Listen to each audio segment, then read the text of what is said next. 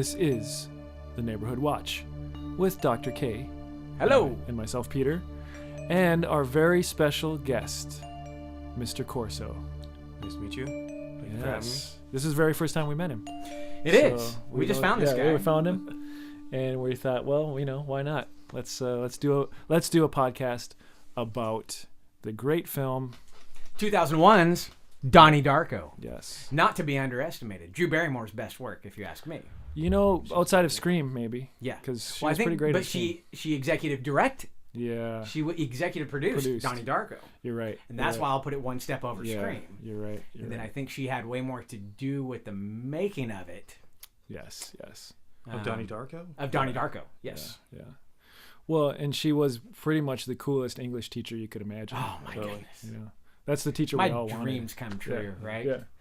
Exactly. So speaking for the three of us, because we're all the same age, yeah. She's only 3 years older than us, right? That's or so 2 cool. years older. So we're, oh no, everyone's going to know how old we are. Why'd you tell them? Dang it, world. Okay, so now we really are old crusty bastards, like I say every episode.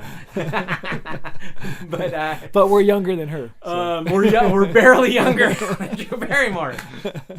But I think it's great because it places us in such a cool spot in regards to her, which puts us in regards to the movie, which was made at a time that is so critical to our growing up, right? Which was really that 1988, 89 time that the movie was. Let's see, it would have been 87, 88 because we know that because of the political race that's happening. Right? They're about to Dukakis versus Bush. 1988. Yes. So she really could never have been our teacher, really, unless maybe we were seniors in high school and then she just got out of teacher college. Maybe there's still a chance she could have been our English teacher.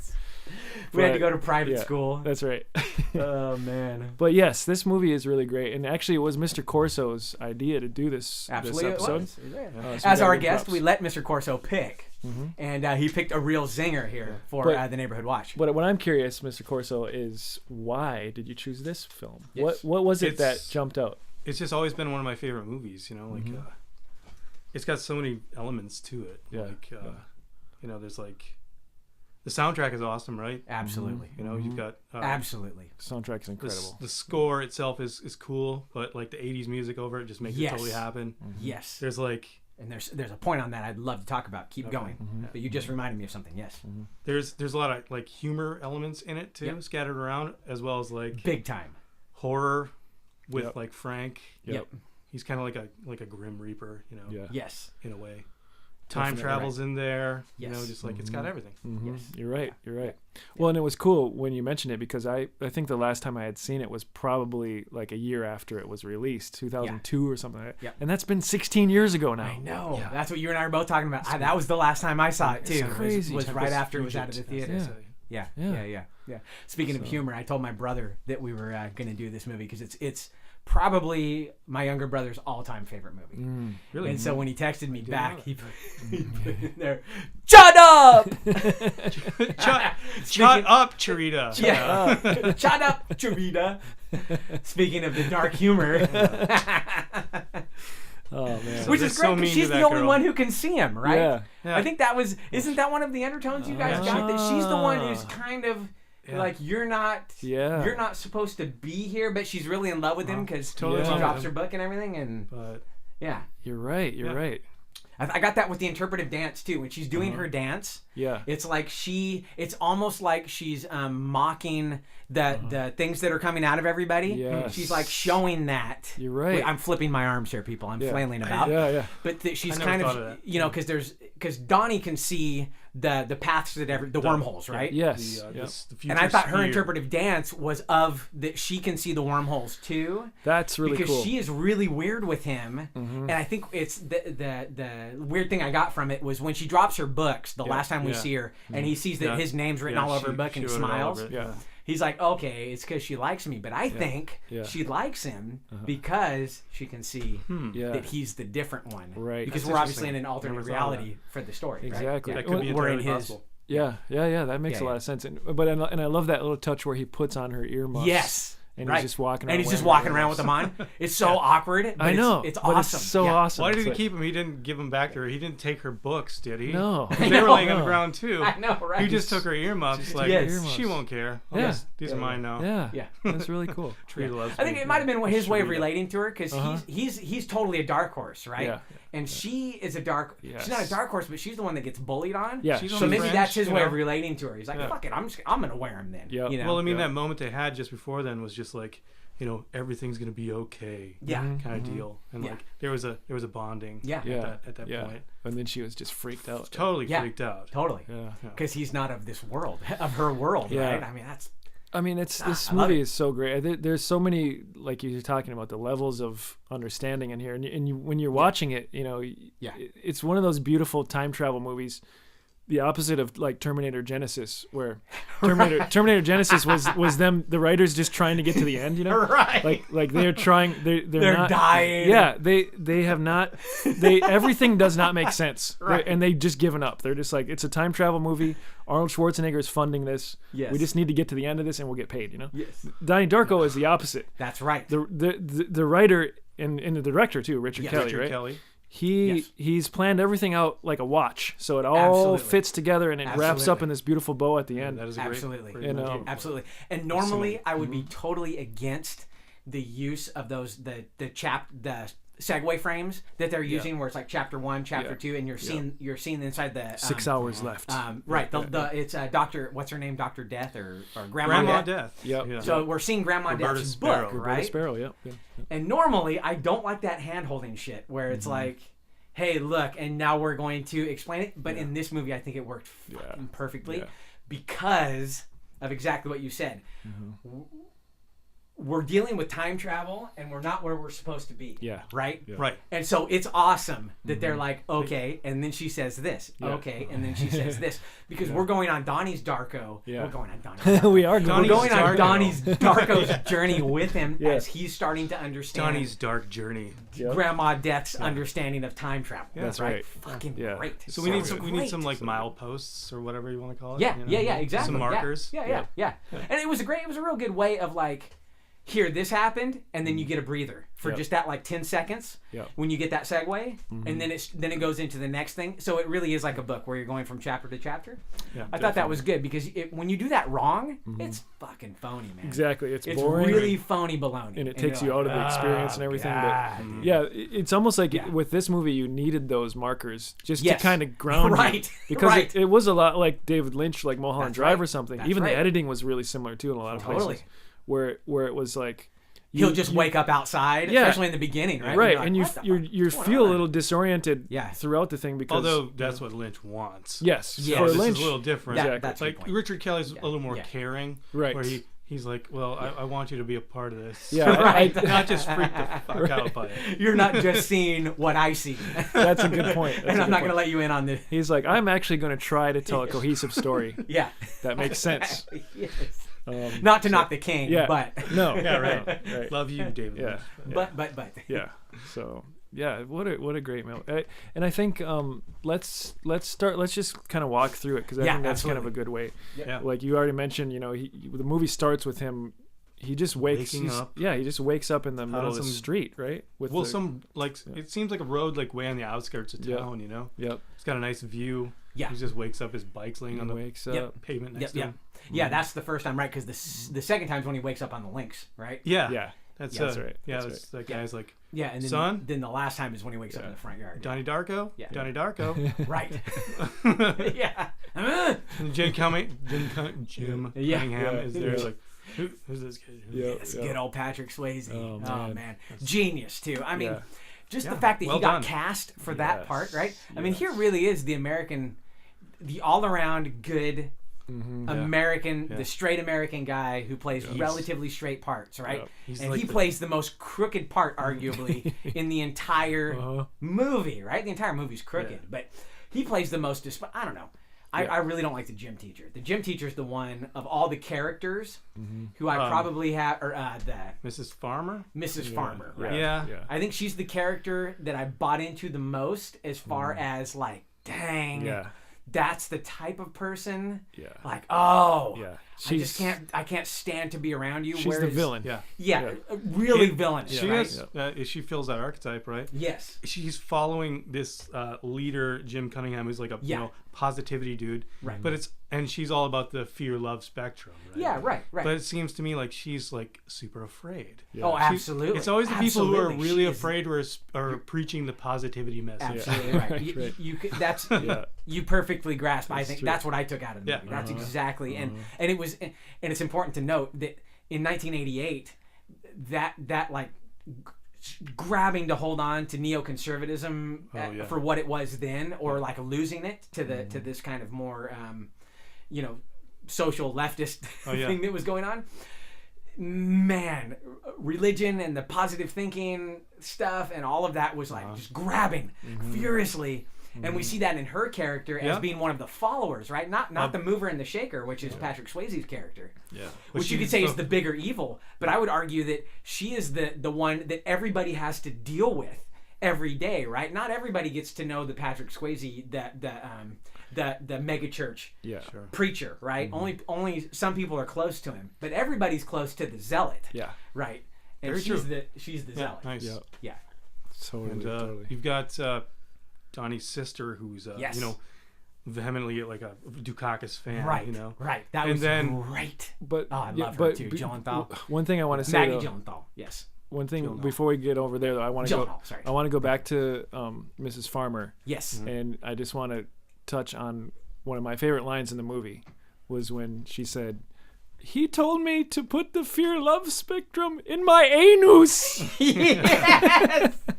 Yes, and then the dad starts dying of laughter, right? Dad, I love that. It made me fall in love because the dad is on the right side the whole time. I like to call him Daddy Darko. I don't know his name in the movie, but Daddy Darko is awesome. Yeah, I don't think they ever say his name. Do they? Well, he's got a name. It's in the credits and stuff. I'm going to look it up here. It's great. He never actually... No, he's great because what he does in that movie, I kept thinking about Ferris Bueller's Day Off. Yeah. Yes. Where there's that type of John Hughes character, the dad. It's usually the dad too. That's right. That is just awesome. He's like totally aloof. Yeah. Absolutely right. And he's just because I couldn't really care less about what's going on. That's right. But I think they had to have this in that because the mom is on the other. You can see the mom's on the. She's stressed. on the she's like going. She wants to side with the psychiatrist. She doesn't want to, but she's scared. Defeated. Right? She's super scared. And you see the dad, who is Eddie Darko. Yeah. Eddie Darko. Okay. The one that I think as a viewer, you're like, finally, right? Finally, somebody's on his side, and it just takes a while because they're all wrapped up in that yuppie bullshit, right? I think there's a huge yuppie dialogue going on. Definitely. About them. It's a private school. They're on the super fucking rich side of town, right? There's all of that weird, like he's out there with his leaf blower. That's a comment on yuppieism. Yeah. I love that scene, by the way, though, because that's like right in like the first like minute of the movie almost. Yeah. But he's doing his thing, and then Maggie Gyllenhaal comes up, and he just like starts spraying her in the face. The slow motion of that is great, and she's walking away, and he goes at her again with it, just like. So those elements of humor in the movie. It's like it's peppered with these tiny little like jokes. Absolutely. Exactly. Absolutely. And that builds that whole dynamic between the two of them, right? So he's a socially liberal conservative, right? Because he's all about voting for Bush, and she's all like, fuck you, Dukakis. There's a scene at like the TV. He's watching TV, and like Bush is on. He's like, tell it, Bush. He's like, fucking Dukakis. Exactly.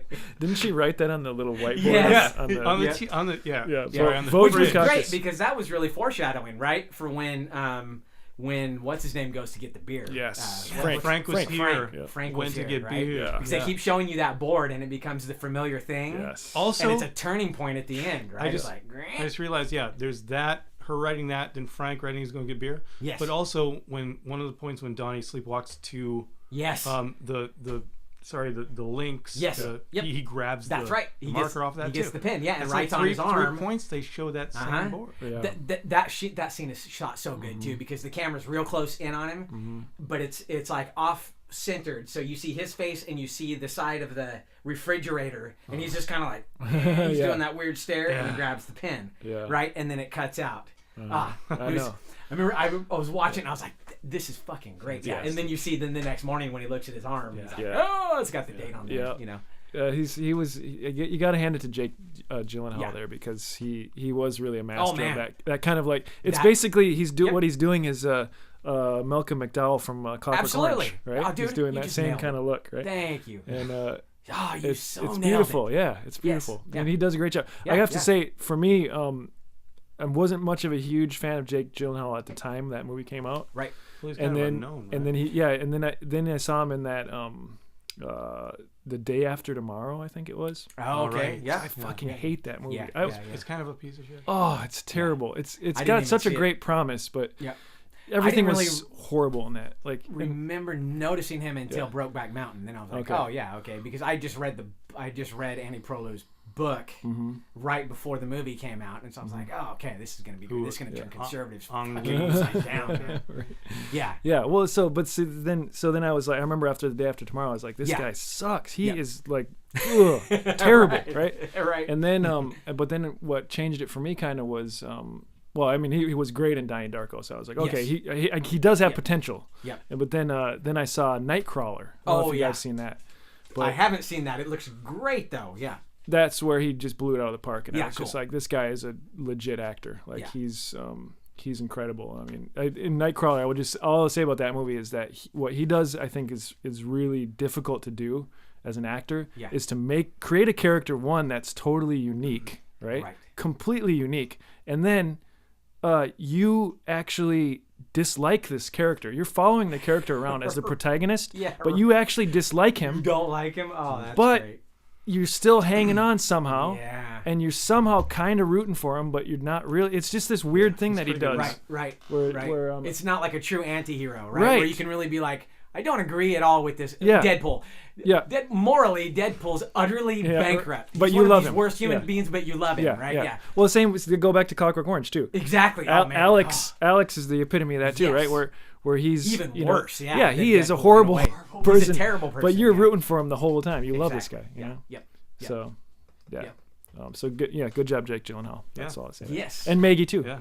Maggie too. Did Absolutely. I love it that they were both in this movie together. Yep. They didn't have many scenes together at all, but like early on in the movie, the dinner scene is great. Yeah, he's like, "You're such a fuck ass," you know. And then she's like, "Oh yeah, why don't you suck a fuck?" Yeah. And it's a beautiful little like a minute and a half little scene there. And they needed a real sister and brother. Samantha for that. Darko, who he made another movie about her, right? Yes, which we have never seen none of us have seen I it. heard it's terrible. Viewers, if you've seen it, tell us, comment on why we should or should not review S. Darko. Is S. Darko a good movie or is it trash? Right, because it seems that the internet is unified in saying that it's garbage. Garbage. I couldn't find a single review that was better than 3 out of 10 stars. Yikes. Right, and if it's like a 5-star rating, it was all 1 star. Yeah. So it's too bad. Sometimes that's when you see enough of that, it usually is speaking to something. And but is it by comparison? I don't know. Right. Is it because Donnie Darko was so good, or is it because it just does S. Darko standing all on its own just suck anyway? It might be worse. It's both.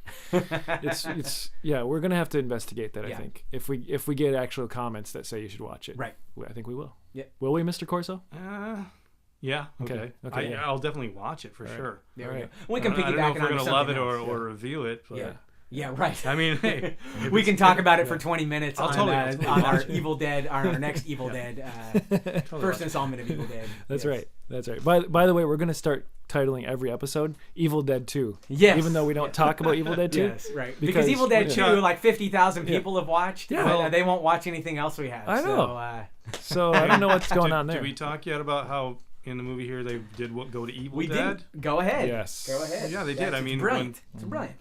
Well, him and his girl in the movie, played by Jenna Malone. Yes. Her name is Gretchen Ross. They go see Evil Dead, the original, in the theater, where he sees Frank and then he sneaks out and like burns Cunningham's house down. Yeah. Yes. Yeah. Oh, but I just wanted to drop that they go to Evil Dead. That's the movie. That was a really absolutely nice scene. Yeah. It wasn't even Evil Dead 2. It was Evil Dead. It was Evil Dead, which is great. Because Evil Dead just needs. I mean, it's everybody knows about it, but it awesome, especially for 2001 to prominently put that in to a movie. Yeah. Again, I think that's props. That's props. Excuse me. Because that was before like Evil Dead, the cult really hit big time. Right? The internet hadn't geared up enough that all of us Evil Dead cultites had come out and been just screaming about how good Evil Dead is to turn everybody else onto it. That's right. Still mostly underground at that point, so it was a nice cinemaphile reference. That's right. Yeah. That's right. Yeah.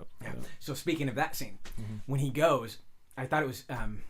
We'll end up talking about this probably more at the end of the episode, but how that was the first key to me on what was going to come up in the end.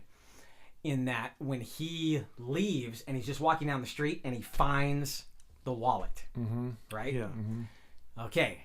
So there's one way to look at that and be like, what the crap? Yeah. What are the odds? This guy drops this super rich, they're building the Patrick Swayze character up so big. How does he drop his wallet in front of his house, right, for Donnie Darko to find? But I believe, this is what I believe, getting into the whole wormhole things, and the wormhole is taking you on the path that you're supposed to go on.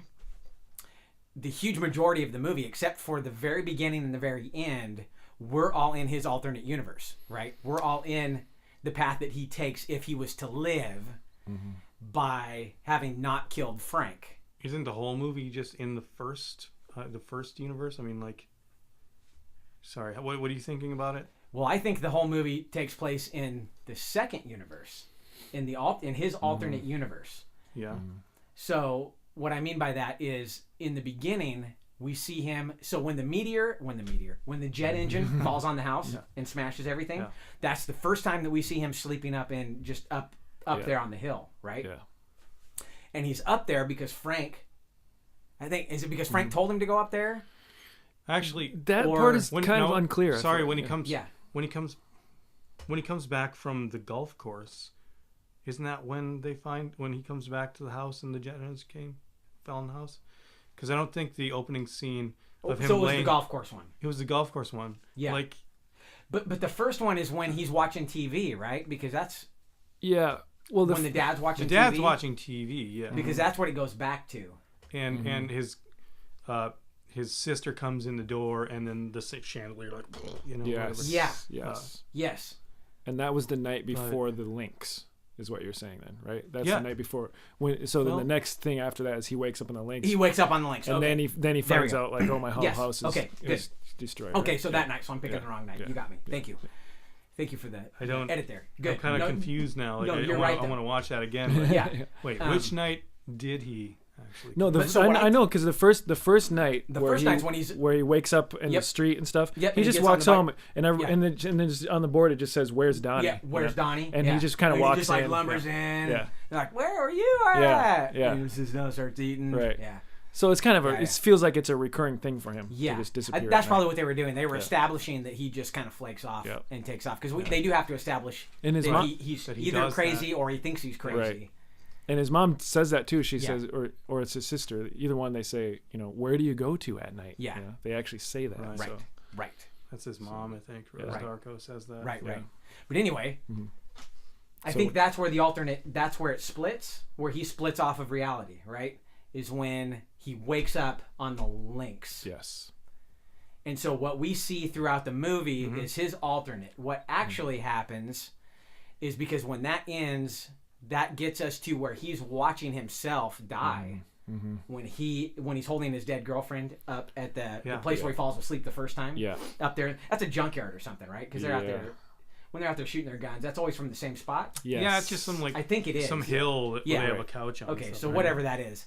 He's up there at the end. He's up there holding his girlfriend, and he watches the jet engine fall out of the sky and hit the house and die, right? And kill himself. Yeah. So I took that to mean that from the time he woke up on the Lynx until that time, what we're seeing is his alternate reality because he decided to follow he was led on that path by Frank.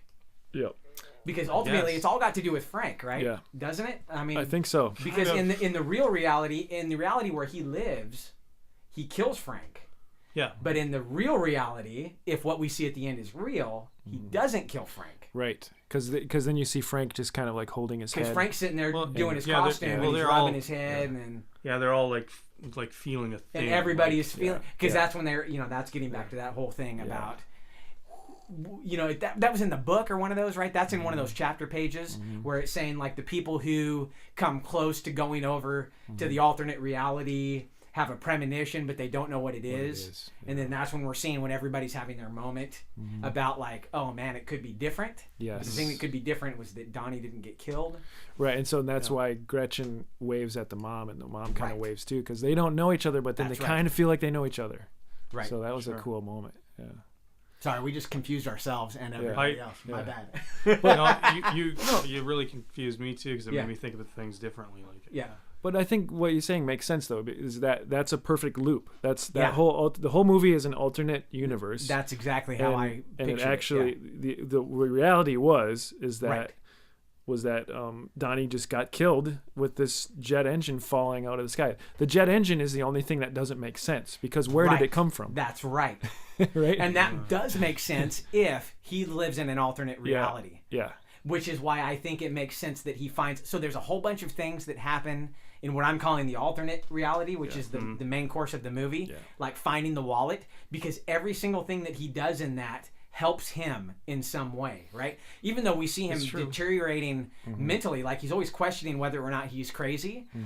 I think I thought of it more as like a dream state or something, where it's the things that if he had lived, it would have been nice to find a pedophile's thing and burn his house down. It would have been nice to get revenge on all of these assholes at the school and break the water main and fuck the school, get all the shit into the gym teacher's office, right? And the basement is full of feces, which are baby mice. Baby mice, yes. Oh, that was so good. I think they're baby mice. Oh, but it was the men's locker room. That's a great line. Baby mice. Yes. What are feces?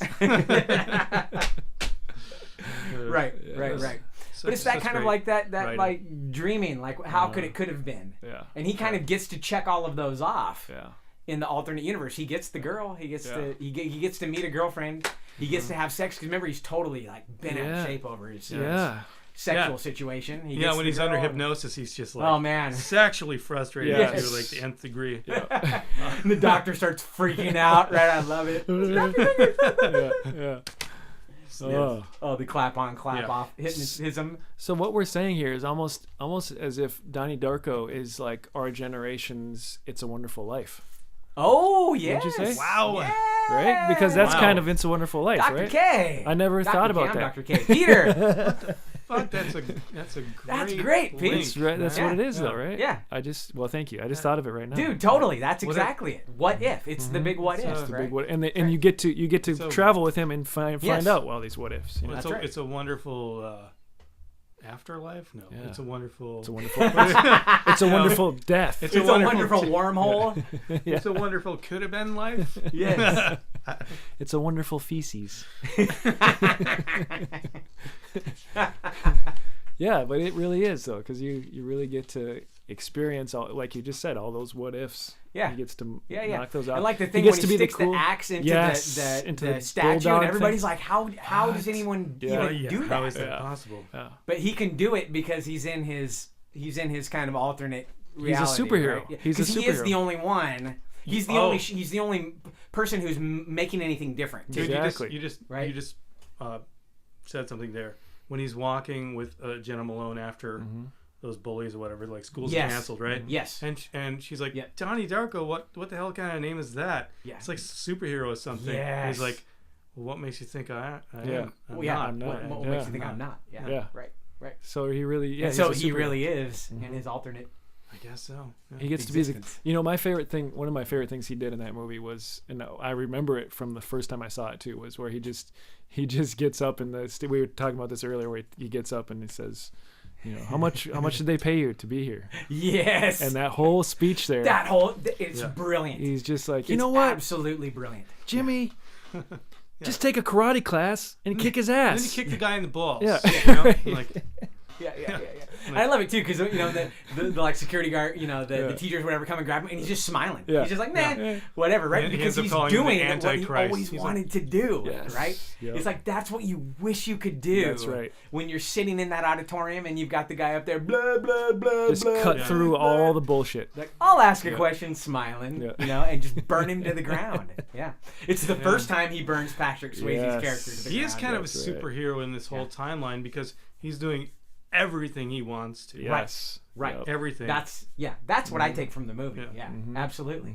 And the only person he gets reinforcement from is his dad and his girlfriend, I guess, too. Right. Yeah. But, yeah.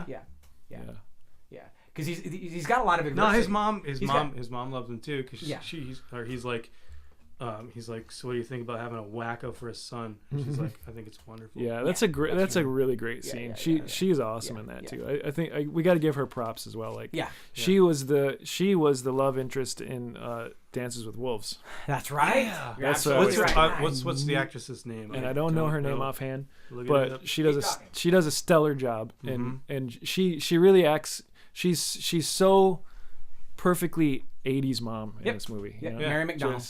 Mary McDonald. There it is. So good.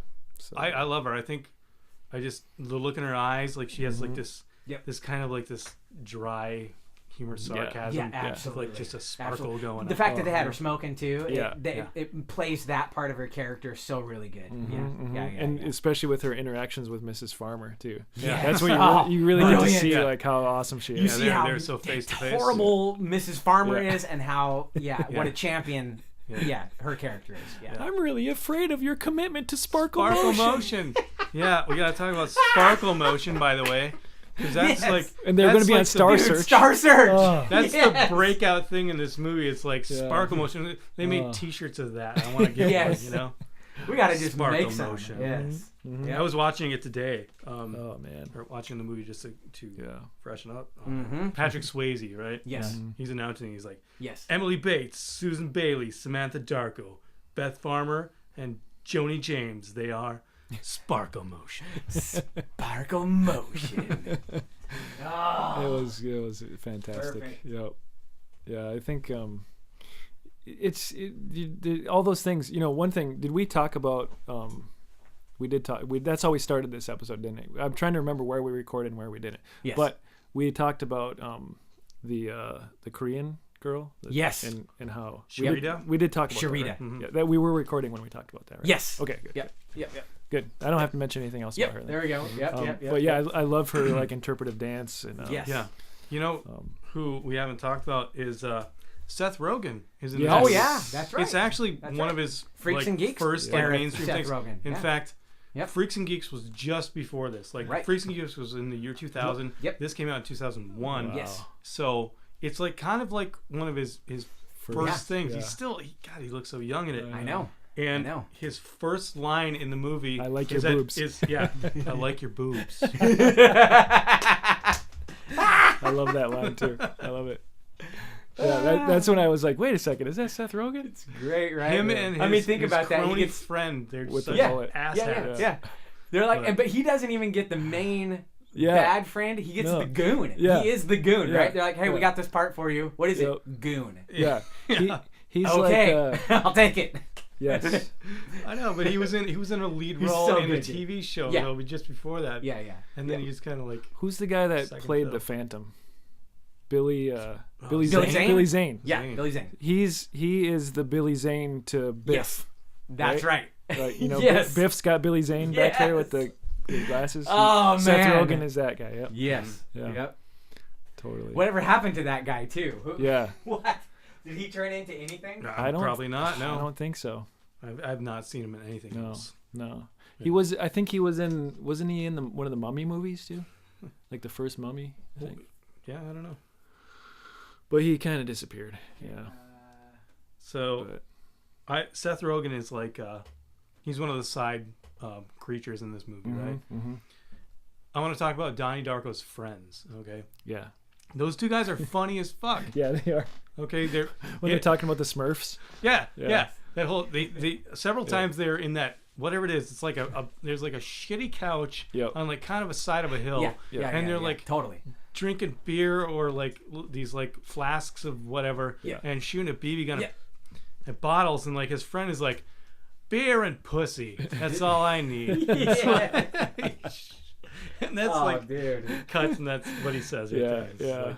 I think that for me, that was like 6th grade more than high school. Yeah. Totally. Not the drinking part anyway, Right. but yeah, definitely the hanging out, shooting the BB in a guns dump, shooting a BB gun. That location though is kind of like a serious spot because things keep happening there. Yes, you know? absolutely. And from there, they actually see Grandma Death. Just gonna say, she's, you know, like they're watching her like keep walking back and waiting forth for in the her mailbox. letter from Donnie Darko. There's another humor point right there too, though, where they're like, you know, she looks and then she goes back and she turns around and is like, oh, wait, maybe there is something. And like open it and like, oh, no dice, Grandma. No dice. By the way, that kid, his friend who says that, really reminds me of Ryan Reynolds for some reason. Oh yeah, almost like it could have been him. You're right. Same kind of comedic timing and stuff. Right? Yeah, definitely. Yeah, totally. Yeah, and so let's also talk about the music here because we were talking about in the drive over here, Mr. Corso and I. We were listening to it. it was great. There's a great, you know, one of the defining moments for me in that film is when you see that shot of the back of the bus door open. Yes. And they start jumping out and it's all slow motion and then you got na na na na na. You start playing the Tears for Fears. And it's just all of a sudden you're in an 80s music video. You know. The cinematography and it's just so expertly done. And the soundtrack at that point eclipsed perfectly. So good. It just made it like a node. Yeah. You know? Does that have the song by the Green Mummies on it? Which is Pantera. You guys know that, right? It is right? Pantera. So it's Pantera from their early... It's not on the official soundtrack. Okay. It's in the unofficial cloud soundtrack. Yeah, I've been wanting to go on there and I mean, I've heard that album all the way through, but I think it's awesome that they decided to put that on there. So did you guys know that it's titled as being by the Green Mummies? The Dead Green Mummies? The Dead Green Mummies, because Pantera's like, you can use it, just don't put our name on it. And that's because for some reason they first hated their first 2 albums or something like that. So they're just like real tight. It's all a bunch of hair metal stuff. That's a little Easter egg right there. Is that that song was actually a Pantera song. That's right. But they didn't say it was. Yes. So now you know, listener. Now you know. That's a Pantera song. So it's another alternate universe kind of thing then. It is. Oh, and totally that's is. great. Totally that's a great way to look at it, right? Nice. Yes. Huh. Yep. So many levels. Yep.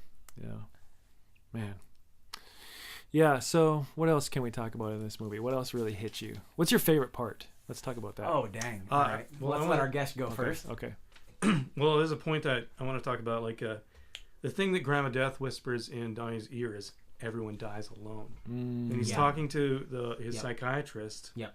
Oh, by the way, that's really weird and significant to me because what my grandma said on her deathbed was, everyone dies alone. Whoa. Oh, my grandma said that. Wow. So it's like kind of ultra creepy to me right now. Yeah. Was your grandma quoting the movie or was it okay? Yeah. She was a big fan. She introduced me to that movie. Okay. All right. Gotcha. Yeah, thanks, Peter. Anyways, well, I would do something like that when I'm dying. Yeah, I would quote like, if it bleeds, kill it, or something. Yes. That's your dying words. Right. If it bleeds, kill it. Yeah. Its blood was on the leaves.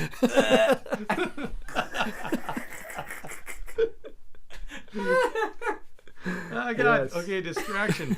Sorry. Humorous distraction. Welcome to the Neighborhood Watch. That's right. Yeah, this is what we do. This is good. But, okay, I'm going to bring it back to super serious again, I guess. Yes, thank you. I'm sorry. I guess. Yeah. That brings it to like it's like an existentialist point, right? Yeah. A dreadful one. Yeah. And because he's talking with this psychiatrist and he's like, she's like, does that mean the search for God is meaningless? And he's like, it is if everyone dies alone. And it's like, holy fuck, that point just hammers into you. It's like, that's just a nail through your heart. It's like, I think all of us kind of like subconsciously think about like the meaning of life and like that's just so focused on it, you know? Yes, you're right. Yeah. Man. Yeah. That part of the movie, I think, hooks up so well with the conversation he's having with his science teacher. Yeah. When he's pushing his science teacher on religion, to where he gets to the point where he's like, I can't talk about this anymore because my job will be in jeopardy. And that's one of my, I don't know if it's my favorite part in the movie, but it's one of my favorite parts, because at that point, Donnie is, you think that he's championing his science teacher, right? Mm-hmm. But he's instantly failed by him, right? He instantly gets failed by him. Mm-hmm. And it put such a dark spot on that moment. That part for me, it was like, oh man, dude, it was real. He's getting failed, right? He's and it's, you don't even really want to hold it against the science teacher because he's covering his own ass, right? Mm-hmm. But he's not able to step up and be like, dude, you're the smartest kid here. You're the only one who knows what he's talking about. You're not a jackass like everyone else in the class, and I'm with you. But I can't talk to you on level. But he can't level up with him, right? Yeah. And to me, like that moment of you're a teenager and you're trying to get people on your side, and in his case, because he's always fighting against everyone thinking he's a fucking nutball, right? Yeah. He's trying to get people on his side, and he fails. Yeah. And it's like, fail. Yeah. And then he goes to the other, Drew Barrymore? Drew Barrymore's character, and she's like, I just got fired. I can't help you out. I'm fucking out of here. You know, sorry. You're all fucked. Sidebar, right? that like, point where she gets fired, she goes aside and just screams like, fuck! Yes. That was just those little kids are on the swing. Such great catharsis. Yes. Chirito's sitting like with her, she's just like mortified, like petrified. Yes. Like, I know. Yep. Hail Drew. Yeah.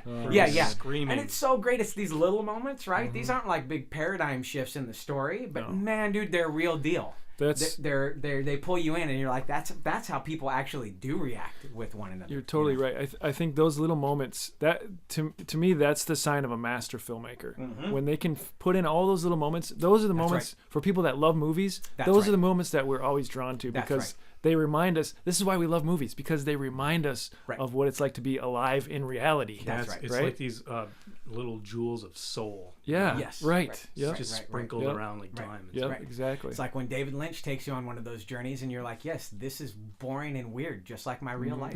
Right. When is this going to end? Exactly. I've had several nightmares like this. Yes. And they all very this will end, won't it? Oh. Little crazy bouts of weirdness. Yes. In a sea of boredom. We love the king. We love the king. We love the king. Oh man. Yeah. Something that keep I was just watching today. Yep. And I didn't really think about this ever before, except just I thought about it today. Like, why? Okay, he's sitting there watching TV with his dad, and then at some point, like a football game or something, right? Yep. And he sees like his little sister Samantha like do that thing where the spear's coming out of the chest and running around. Yeah. Yep. And then he sees the one come out of him. Yep. And then it does the finger motion, right? Yes. Like, come here, follow me. Yeah. Right. And then it brings him up to like his dad's closet to get the gun. And he finds the gun. Why does it bring him to the gun? Right. Why does the gun need to be a part of that? Yeah. I still haven't Why figured does it out. he have to kill Frank? Like, you know? Yeah. Yeah. Well, unless it's one of those things where it's like, everything needs to happen in that sequence and in that order in order for the loop to close. It's kind of right. Hold on. I guess I just thought of something too, and like in that somewhere in that sequence around that point, he says something about Deus Ex Machina, God of the machine. Yes. Yeah. That's like a serious point there too. Yeah. Mm-hmm. Yeah. Like it means like something that's like unavoidable fate, like to bring it all together. Yeah. It's got to be then. I mean, that really has to be it, right? Because so if we work backwards from him killing Frank, he doesn't kill Frank without the gun, without the 1911, right? Yep. And maybe Deus Ex Machina means God out of the machine, but what if that actually is like some sort of weird reference to the gun as being a machine and God being coming out of it? Yeah. Isn't that kind of a weird thought? Right. Well, yeah, I think you're right though, because that is what ends up killing Frank. Yeah. And Frank is the one that kind of initiates this whole. That's right. Thing. The entire so thing. he has to die. That's right. Yeah. So. And what's also that's weird though. But so going back with my original theory, he has to die, but only in this alternate. Only in Donnie Darko's alternate reality does he die. Right.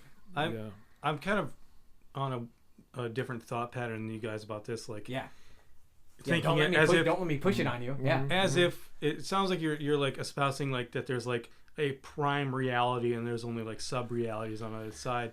Whereas I tend to think about things as like infinite tangents of reality that are all equal. Mr. Corso, there's this scale, and on one side is fear, and on the other side is love. Okay, just put the X on it. So which side are you on, Mr. Corso? Are you on the fear or on the love side? It's not just black and white. It's Peter, you can shove that card up your anus. Touche. Well done. Yeah, well done. That's true. You're right. Don't be such a farmer. All right? I seriously doubt your commitment to I really doubt your commitment to Sparkle Motion. Yep.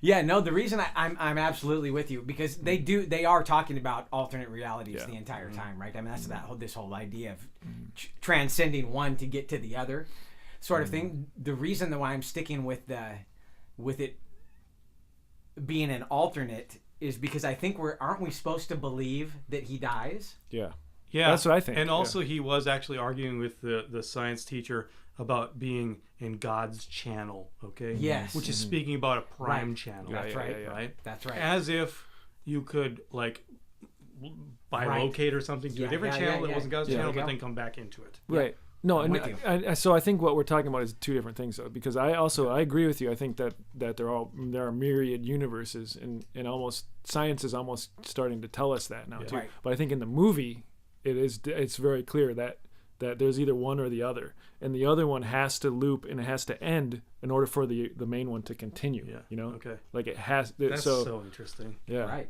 That's the universe of this movie. Like, this is Richard Kelly's vision. Yeah, right. That's right. And we could be getting it totally wrong. but yeah, exactly. But as the viewers, that's the wonderful thing about being on this side. Can we just do a Darkomentary and just there we go. find Richard Kelly? Yes. By the way, we should talk about that to our listeners about tell them about the Darkomentary. Well, so this is really strange. This is another alternate universe thing because I remember seeing the movie in college. I never once bought the DVD, though. I never had the DVD. But yet I remember watching the DVD and seeing this special feature on there, which was the Darkomentary, the #1 Donnie Darko fan, which is excellent. It's about 15 minutes long. And the guy that does it was he was a crew member. He was working on the film, and then he just came up because he was bored. He was probably just one of the microphone or the lighting guys, and he just came up with all this other stuff on his own. And he's he had a friend with a camera, and he was like, let's just make this silly documentary. And he just came up with all this great stuff, and it's all fake. But nobody in the cast and the crew, nobody knew it was fake. It was pure Sacha Baron Cohen. Okay, but the premise of it is that there's supposed to be some sort of a contest where there's a #1 Donnie Darko fan, right? Yeah.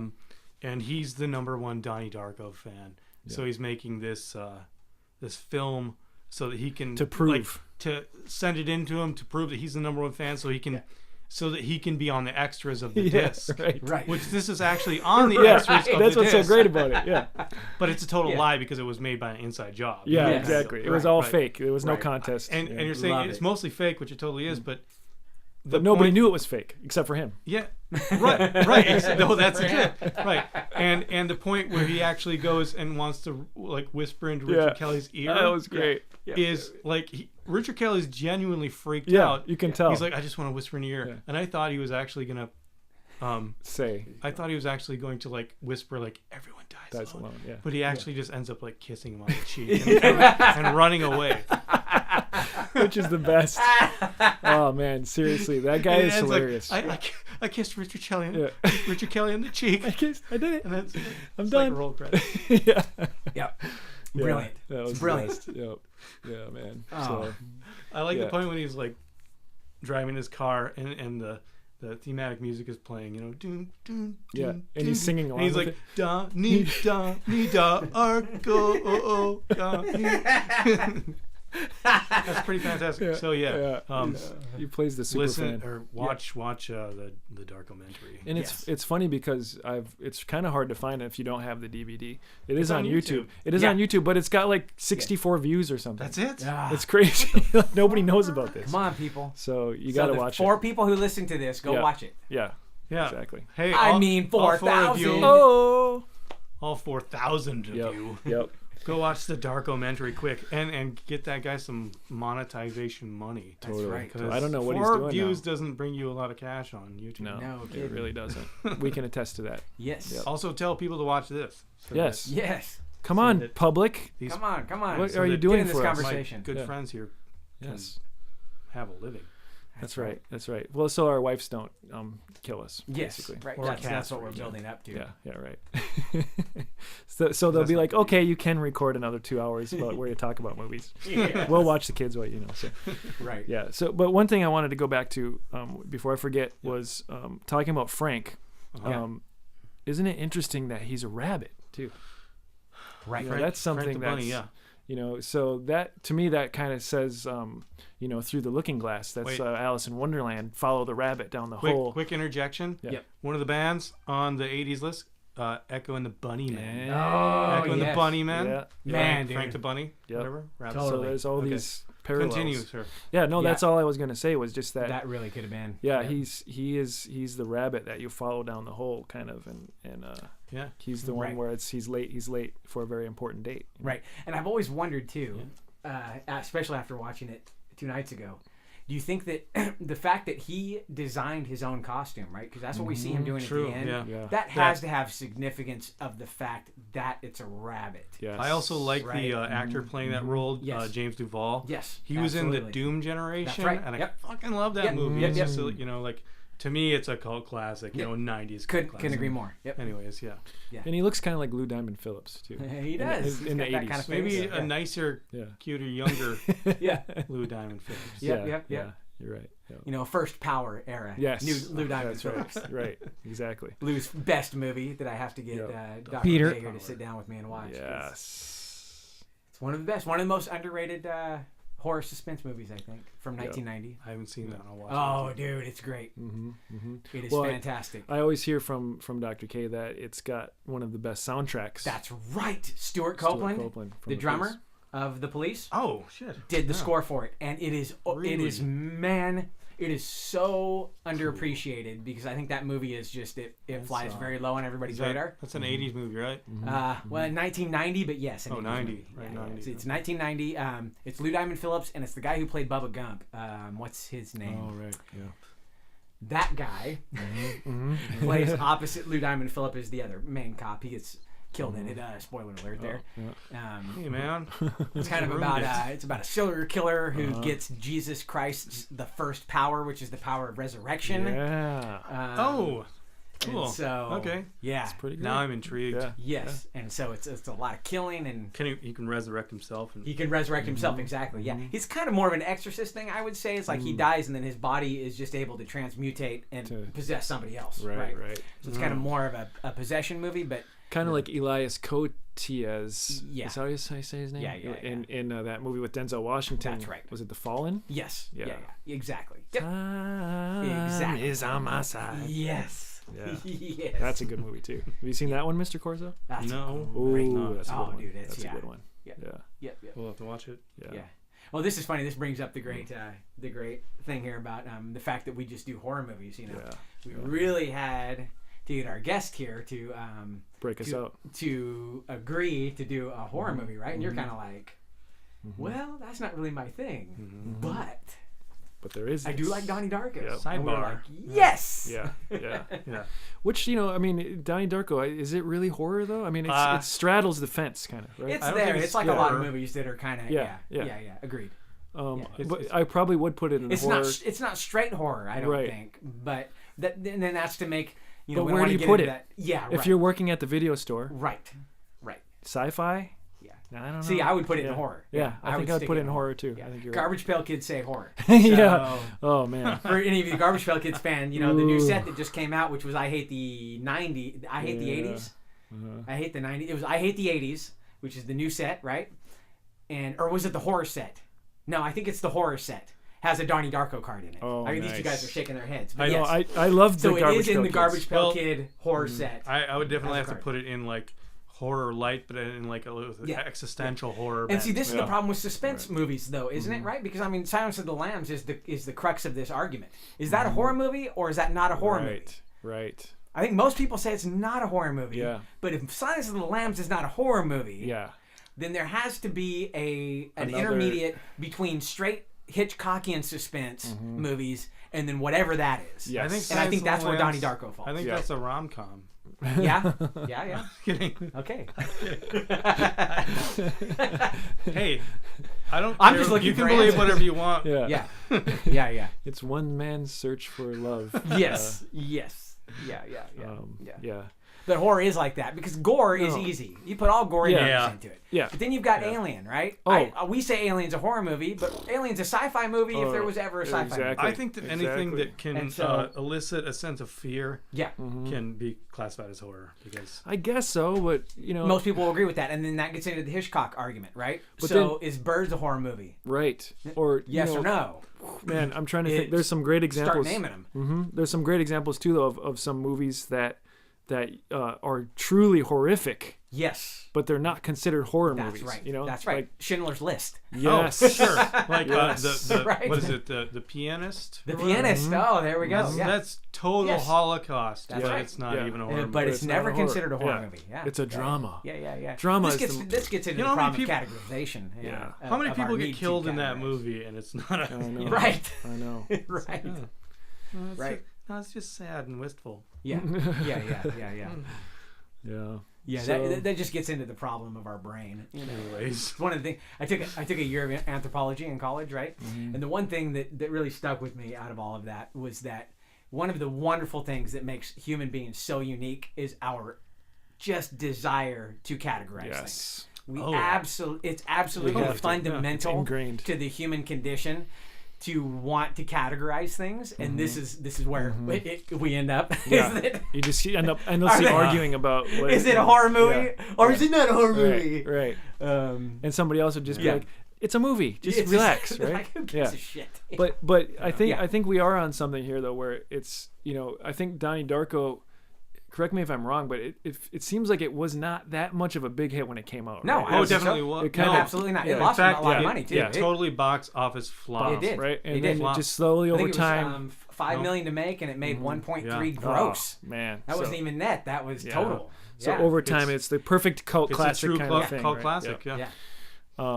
But so why was that though? Was it because of it's so hard to categorize? I mean, if you look at the poster of that movie, you're kind of was totally plugged. What is it? It was plugged as a horror Halloween movie. It came out the week of Halloween in 2001. And it was a Halloween movie because it's all Halloween themed in the movie. That's right. Perfect placing. But in the same way that E.T. was, right? So expectations get in the way. Big time. Also, people are like, I want Michael Myers. Let's ask yourself. They go see a thinker like Donnie Darko, and they're like, yeah, fuck that. Yeah. What was playing in the box office at the same time, though, too, because that's relevant. That absolutely is. Yeah. Absolutely. I mean, if it's a lull, and that's probably one of Donnie's the best Marco, and Donnie Darko it's the best Marco. Is the best Mark in like a lull. Of shit. You're absolutely. You just right, made me think though that maybe we should start like a Donnie Darko polo. Darko. Darko polo. We can do that. Yeah. In the dark. Yeah. Wait, what's the It's girl's not name? water. Yes, that's what you do in the dark. Darko polo. Polo. But I think the title itself too is also problematic because Donnie Darko, you're exactly right. It sounds like when you see the poster and you hear the name, you're you like, see him in the skeleton suit. It's going to be like a serial killer named Donnie Darko. Yeah. That's what I'm going to see. Expectations by the marketing screwed the pooch on what people thought they were going to get. Yeah, that's and my guess. You see the movie now, you love it, and it's great, and it really does need to be called Donnie Darko, but at the same time, it is kind of a horrible title, because unless you really know it, it's really easy to be like, just exactly like Gretchen's reaction. It sounds like a superhero, or like that sounds cheesy. What the heck, I think a lot of the times when you take a character's name and that's the movie, man, it's going to be one way or the other. A lot of the times. Is what it is. Yeah. I guess it just comes down to like the aesthetics of packaging and marketing. Sometimes. Yeah. Unfortunately, because this movie has all of the merits to have been just a mega hit. Yeah. Right. Yeah. Definitely. I think anytime cult classics, once people catch on after the fact, it's obvious that they should have done well. I think it is to our type of people. Like it is a total mega hit. Yeah, for sure. but you kind of wish that it would have been a bigger hit at the time though too, because it's just over time I think it's gotten the following. Yeah. American Psycho is like that too. Oh I think. man, right? Another totally misunderstood and mismarketed movie. There we go. Yeah. That's a I remember watching Horror that in movie? the theater. Yeah. Or I was like, it's like those uncomfortable moments the first time you see that, where I'm in the theater and I'm just like, this is kind of funny, but like I feel weird laughing, but like, what the heck's going on here, And then now it's like you fall out of your chair laughing because it's obviously a comedy, but at the time the way it was marketed and everything, you're just like, this is a kind of a scary thriller. Yeah. Well, it's so funny that you mentioned that too, because they're both exposés on yuppieism in a way, right? In different ways. Yep. I mean, in American, they're talking about the same time period. They're talking about the very much the same time period, very much about the yuppie movement going on. I think Donnie Darko does it in a much more subtle way in just showing you there's not a whole lot of like really angry motive going on against the yuppieism, but it shows you that 80s yuppie lifestyle, whereas American Psycho is just railing on it. It's absolutely you're in the thick of it. Like, my goodness, we're gonna dive into the dirty dark hole of yuppieism and well, I think we have talked a really good game about this movie. Heck yeah. Anyone that hasn't seen the movie should be like, wow, I really want to see this movie now. It's super awesome. If you haven't seen it, watch it. You will not be disappointed. It's pretty much, and it's one of those movies, I think, if you see it at the right time in your life too, it's pretty much life changing. Just the way that the overall feeling and the thoughts behind it and everything. It's just kind of like, whoa. Yep. Turn the dials. Yep. And what's good too, I just thought of this right now. It doesn't have a lot of trappings. So even though it does have the kind of weird wormhole, I keep calling them wormholes. They're not wormholes. They're like the spear path, or whatever. The spear thing that comes out of him. They're abyss creatures. Yeah, the abyss. That's exactly. And when I watched it, I was like, that's creature. the abyss effect, right? That's the T2 effect. Yeah, it does look like. But even that, which could have been a trapping, where you're like, that looks stupid. It totally works in this movie, right? And even there's the things where he's like, when he sees Frank in the mirror and he's touching on the mirror, right? There are moments there when you can be like, dated, lame-o. But I think the story is so good, and they did some things really good, right? Like this is one of the first movies for its time trying to capture what was going on in the 80s, right? And that's probably pretty important when we talk right now, because everybody's in on that game. Stranger Things, just start naming them, right? Also, I mean, point here is this movie was released in 2001. Yes. But it's about 1989, right? Exactly. That's about 11, 12 years. Yep. That's the fulcrum of uncool, okay? That's right. Because there's so right? true. There's true. about the 20-year cool period. That's right. So it was actually capitalizing on 80s thought in the most uncool You're absolutely point. right, because none of us, I mean, we're the perfect people that this movie's talking to, right? Yeah. We weren't old enough for it to be retro yet, right? Because now you make that movie now, and so now we're the prime audience for that sort of thing, right? Stranger Things. Yeah. I keep going back to that because or It, right? The new version of It. It was like bang, here's that time, and you're like, yes, I'm nostalgic for it. But you're right. That's like that's right in between when it's like, nope, we're not even going to talk about that. And actually, that was probably a defeating force for it in the box office too. Yeah, you're right. The audience wasn't ready for it yet. They weren't. It was ahead of its time. It was. Yeah. I mean, when they're showing all the video, there's so much like great, showcasing of like, here, let's watch a video, and here's what shitty 1988 video looks like, right? Yeah. When they're, and it's not just the stuff that's on the TV, but when they're in the teacher's room, the little kid. I'm not afraid anymore. Yes, that stuff. Oh, dude, Brilliant. That works so well. Brilliant.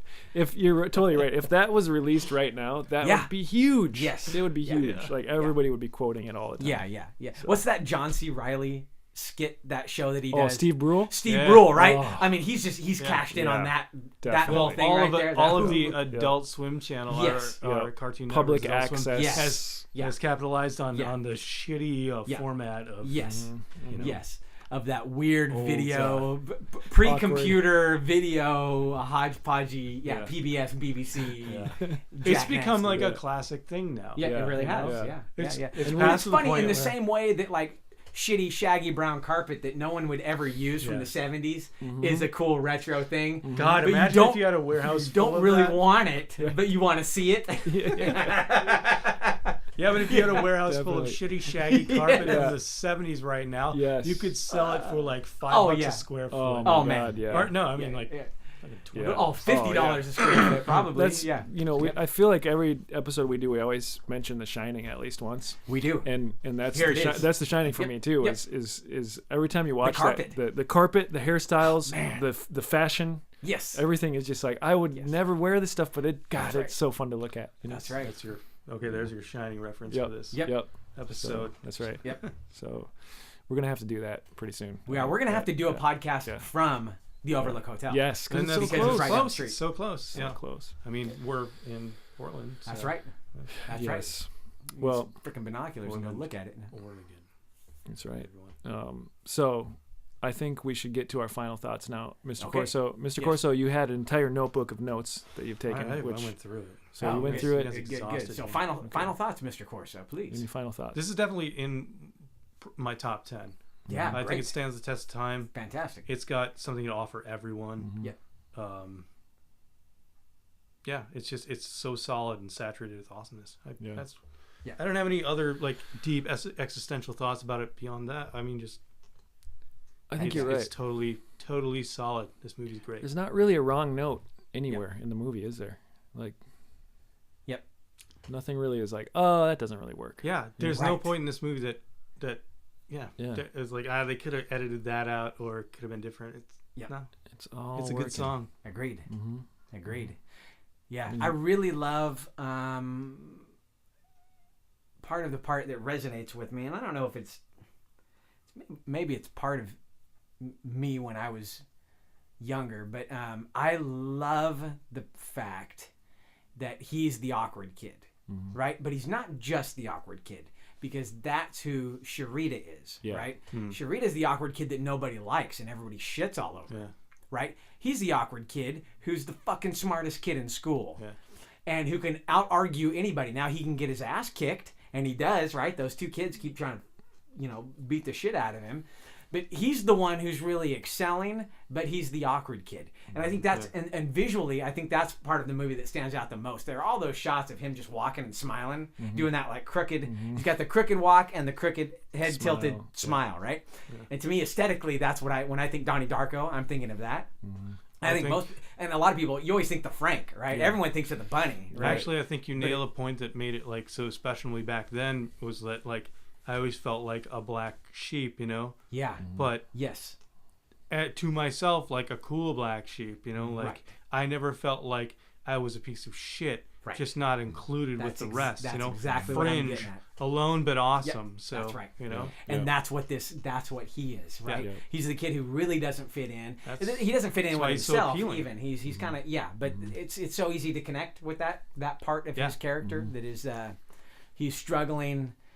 But you can really side with him because he's not a weak character. He's a lot of things, but totally he isn't a weak character. And it's easy to be sympathetic or even apathetic to weak characters, but it's strong characters are what you want, right? Especially strong characters in duress. I think that's probably in storytelling. That's what we look for the most, isn't it? We want a character who can be strong and who can overcome the adversity or whatever's going on. They go on the adventure and they succeed. That's why we love Indiana Jones, right? Because he's just gets beat up all the time, and he's like, a total nerd. Yep. Right. We're basically just talking about the strength of the human archetype here. That's right.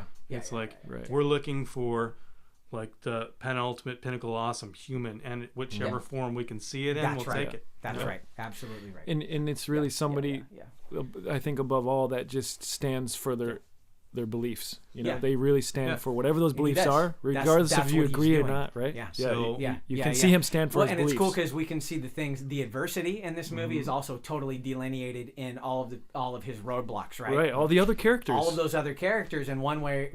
not every single one, but the huge majority of them are kind of like, here's this type of roadblock. Yeah, The freaking I guess we could kind of health say teacher is like one of the worst, right? Yes. With the Patrick Swayze character. Yep. The it's bullies. slightly a microcosm. You know? They all have double sides, right? They all Big have time. Big time. They're all two-faced. Yep. This is They're totally this is what I two-faced. show to the public. This is who I really am. And but what's funny is Donnie Darko's the same way in a way, though, right? Because he's got his alternate universe self and then his reality self too. That's right. Interesting. Right. Yeah. And it's funny too, because we kind of it's like the more that he's seeing Frank, the more he's becoming comfortable with his darker side, right? Where we really see him, because it's once he starts kind of doing the bad things, that's when he really is more publicly putting them on display with the discussion with his teacher. Yep. Burning down the house. Smashing the stuff, doing the whole the gym discussion versus Patrick Swayze's character, which is just brilliant. I mean, for both of those actors too, it's you get to see that the weird religious crazed, the moral majority. This is how to do things right, and look at how scared he is. The bullshit answers you get, yes, the absolute bullshit. Right? And you're like, dude, how? And it's funny, right? Because all the other kids are applauding for Donnie Darko when he's saying it. It's like, yes! They're like, he's speaking the truth. Hey, there's your silent majority right there. Yeah. Right. Yeah. That's right. Yes. And I love it, too, because he goes, yeah, I am scared. I'm pretty fucking terrified. Right. But you know what? This is bullshit. Completely fucking this honest. is bullshit. Yes. Yeah, that's so vindicating. Yeah. Like on a soul level. Yeah. Oh, yeah. You know? Yeah. I feel like, we all, in some way or another, say that in certain points of our life. Oh, yeah. We all say that. So, absolutely. So I think this movie, like my end point on it all is just like it totally just like speaks to you like deeply. Oh, big time. Yep. So that's why it's so awesome. Otherwise, from the cinematography, the directing, like plot and everything. Yeah. Totally. I think it's probably I can't speak for everybody in the room, but it's what I look for in movies. Yeah. This is what I'm trying to get at, because there's probably 5 or 6 really legitimate reasons why to watch a movie, right? And some people just want to laugh, some people just want to cry, but Donnie Darko works on a whole bunch of levels, right? It's a whole meal. Lot of the reasons why you want to watch a movie. And I hate to sound like a freaking nerd here, but I do like the philosophical ideas. I like sometimes the heavier that they get, the better it is, because it's making me engage more closely with the characters as I'm trying to figure out what their motivations are, and it's like what the underlying themes and everything are. Yeah. And this movie's rife with that, right? It's rife. We could watch it together even 5 more times, and we'd keep coming up with wait a minute. But what about that? What about this? Yeah. I mean, the depth is awesome because, food for thought can be sparse, Yes. Yes, and absolutely. This is like a 5-course meal for your fucking brain. Yeah. Or everything. Dude, definitely. It's packed. Totally. Right? It's every inch of this thing is like full. It's good. And one thing that I would like to do, I keep thinking about this too every time that I see it. I'm like, you know what? I want to read that Graham Greene short story, The Destructors or whatever. Yeah. Yes. Yep. And I just really don't like Graham Greene. It's just hard to it's just hard to connect, But I will read it one day. Yes. Because I think that will be another whole interpretation of this movie. Totally. Because it kind of to see how much they're pulling out of actually pulling out of that literary work. Graham Greene, really that's that guy from Gunsmoke, right? Yeah. That was great. I think we all know that. And she sits down all smugly. Yeah. What a jackass. That was so good, right? You're just shaking your head. Fuck that lady. Yes. But she did a great job, though. She did. I know. I mean, that's so I love her for being so hateful. We gotta really say props here too. We're absolutely talking about the character. Yeah. That actress Not the is actress. killing it right there. Super cool. She's absolutely killing it. I've seen her in so many things. She's the Walter Peck character from Ghostbusters. Yeah, absolutely. Right. And that's what we talked about. Yeah. So going back to that, we always like to talk. One of the not the hardest, but probably one of the more difficult things to do as an actor is to get people to hate your guts. That's just as hard as getting people to fall in love with you, right? Because it's just as easy to fail at that and not be believable. Where you're like, no, you're an actor and you're a jackass. Right. You never for 1 second are looking at her character thinking you're an actor, you're a jackass. You're that lady that I knew back then, and man, I want knives shooting out of my eyeballs every time you talk. Exactly. Right? exactly. Cause Beth Grant. There we go. Kitty Farmer. You beat me to it. Beth Grant. We love Beth Grant. Yeah. That's right. Beth Grant, you were awesome. Yes. Kitty Farmer sucks. Yes. But Beth Grant is awesome. She's great, your Kitty Farmer is a perfect archetype for all the things. No kidding. That nobody likes. Yep. And it's pretty much universal, I think. Everybody can agree on that. Yeah. Unless you're that person, right? Right. And you're sympathetic. You're like, oh, why are they being so mean to her? She is right. There is either fear or love. What's the big deal? Yeah. That's dogma, right? That's good. Right. That's good. Sheesh. Well, there you have it, everybody. I think we should start wrapping it up. Yes, sir. It's been a great episode. I want to thank, as always, my cohort, Dr. K. Why, thank you, Peter. Thank you. It's always fun. And we would also like to thank our guest, our special guest, who is one of my very oldest friends. And I didn't just meet you before you. No, you didn't. You came here. Believe it or not. Let's give a 2-minute backstory quick. Liar. So we'll do just like I did with Kevin in the last episode. That's right. 2 minutes. Yes. 2-minute backstory. Yep. We'll do a very quick version. Is Mr. Corso? Wow, that was a close one. I almost said his name. He's pretty much a brother. I think I've known him for about as long as I've known my brothers. So it's pretty great, And his parents were friends with my parents, and we grew up together. And, I remember running away from combines in the cornfields. Oh God, yeah. Oh, yeah. I lived in a small town. Yeah. We were about 2 blocks away from a big cornfield. Yeah. He and I went out and got lost in the cornfield while they were harvesting. And so we heard this. We didn't know which way was which, and we could hear the combine coming. Yeah. And it was terrifying. We just ran in one direction, and luckily it was the direction towards the house, and we made it out. Yeah. Probably with shit in our pants. Yeah. It was true children of the corn. Yeah. That is fantastic. That was a terrifying 5 minutes. Yeah. We've been through a lot of scary things like that. Yeah. We also were chased by a gang of 20 bikers called the Crazy Club. Oh man. Well, yeah, same town. Maybe 4 years later or something. Bunch of hooligans just wanted to beat the shit out of people. Yes. I think you did flick them off though. I think that was. I threw rocks at them. Right. So we kind of deserved it in a way. You don't throw rocks at kids who are like 3 grades ahead of you, and they are on a gang of bikes. So we learned our lessons. So it's been great to have you, Mr. Corso. Hopefully we can have you back. Thank you. Thanks so much, absolutely. guys. We would. I think we have to talk about your namesake, Ninth Gate. Oh, definitely. Which is definitely one. There's a ton of movies actually. I think Mr. Corso really gets us. Yes, he does. He's not quite a doctor. He doesn't have his PhD yet. He's still Mr. Corso. Still a Mister, but he's well on his way. So. I never wanted to go to college anyway, so fuck that. Well, there we go. Smart man. All right. Well, thank you, everybody. It's been great. And until next time, thanks for hanging out. It's Neighborhood Watch. Adios. Peace.